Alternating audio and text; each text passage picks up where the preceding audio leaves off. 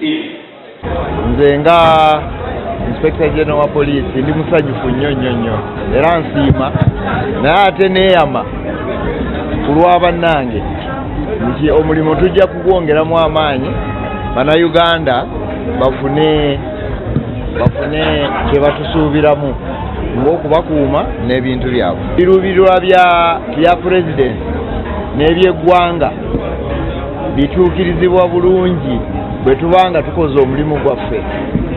Nnyinza n'okubawa ekyokulabirako nga emyoga oba Parish Development Model. Singa abantu babawaayo embuzi ezo ne bazibba kati awo amaanyi gonna gaba gagendedde bwereere. N'olwekyo ffe tukimanyi tukitegeera nti tulina okuteekeramu ddala amaanyi enteekateeka za gavumenti zigende mu maaso bulungi. Olw'okuba bwe tuba tulina okukola omulimu gwaffe, corruption bw'eyingiramu awo omulimu guba tegugenda bulungi.